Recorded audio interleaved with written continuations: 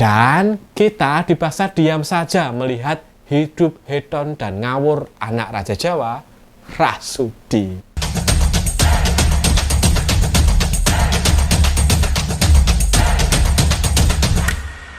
Guys, kalau jalan-jalan keluar rumah, jangan lupa sambil buka mata lebar-lebar. Siapa tahu bisa ketemu si Kae yang menghilang, nggak ada kabarnya. Kan sekalian kita bisa bantuin KPK. KPK lagi bingung, mau menghubungi si Kae tapi nggak tahu di mana keberadaannya.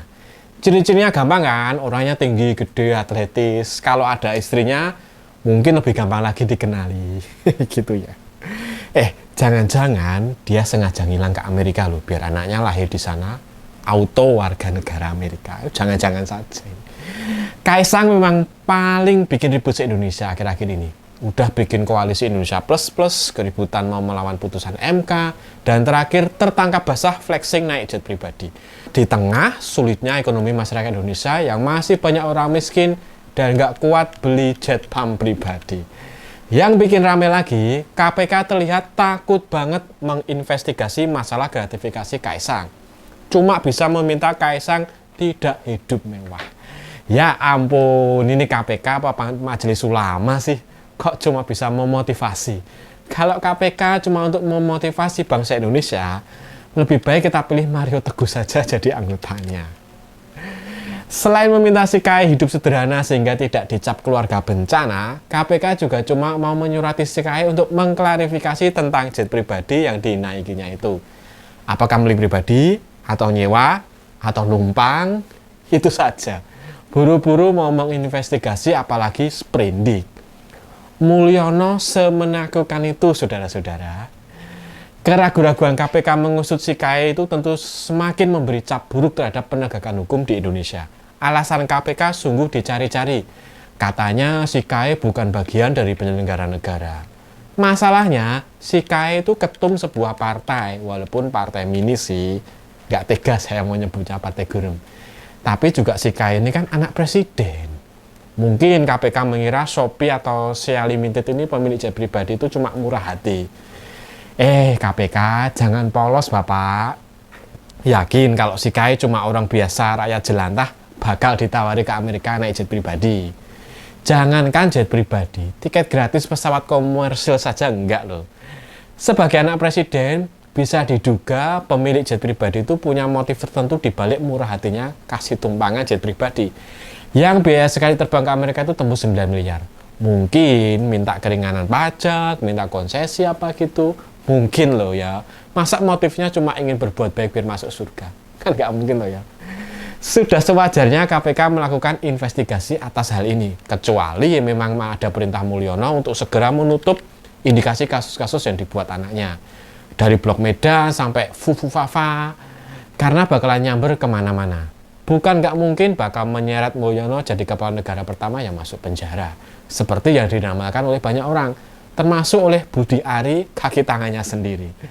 Nama Mulyono emang tambah buruk ya akhir-akhir ini. Bukan cuma bau kolonial, tapi bau-bau bakalan malu. Satrio Wirang, seseorang yang dipermalukan dan dihinakan. Dunia mulai mengusik ketidakberesan pemerintahan Mulyono.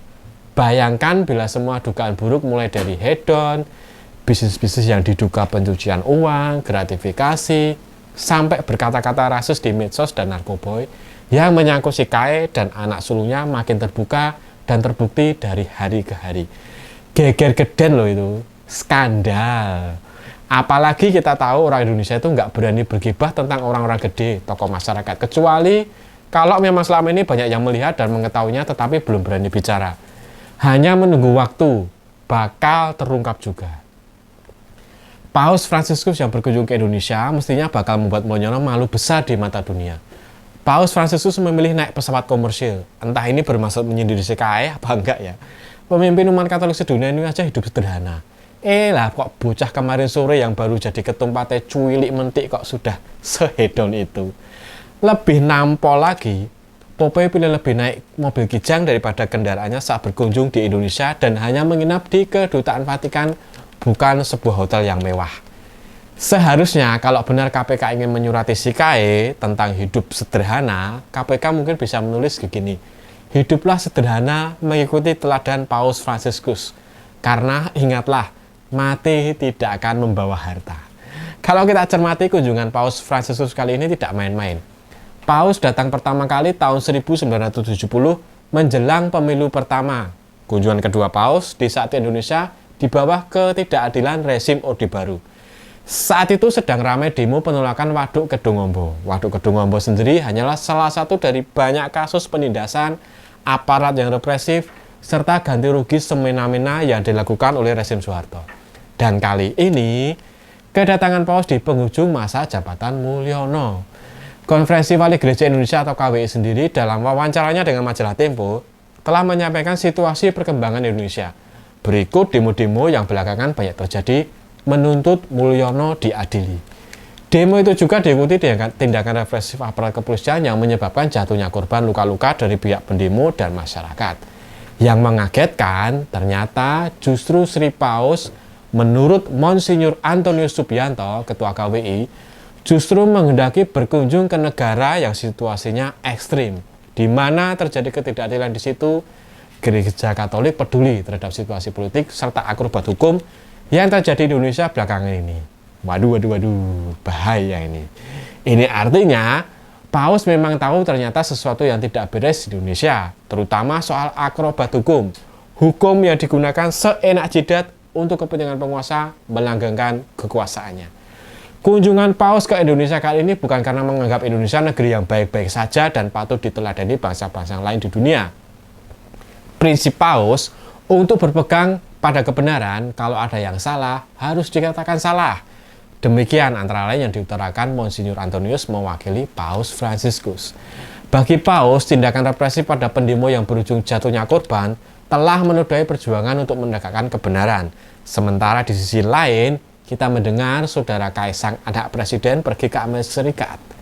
Monsinyur Antonius terlihat sangat menekankan kata saudara Kaisang, menegaskan harapan besar agar Paus Fransiskus memberikan pesan-pesan khusus pada Presiden Jokowi menyangkut demokrasi dan penegakan hukum, sekalipun pesan yang keras. Guys, kita semua tahu, kedatangan Paus selalu menjadi sorotan dunia. Pandangan-pandangan Paus bukan tidak mungkin segera menjadi suara dunia terhadap Indonesia. Dan semua itu bertumbuh pada kesewenang-wenangan yang dibuat Mulyono demi melanggengkan kekuasaannya. Bukan tidak mungkin dunia internasional bakal bereaksi negatif pada Indonesia. Bukan tidak mungkin bakal ada pengadilan-pengadilan di luar negeri menyangkut pelanggaran-pelanggaran yang dilakukan anak-anak dan kroninya Mulyono. Belum lagi sanksi-sanksi yang akan memperburuk ekonomi Indonesia. Menambah pedih nasib masyarakat yang dari hari ke hari terus mendapat tekanan ekonomi. Dari gas melon yang hilang, pertalite dibatasi, kenaikan tarif listrik, sampai badai PHK massal di mana-mana.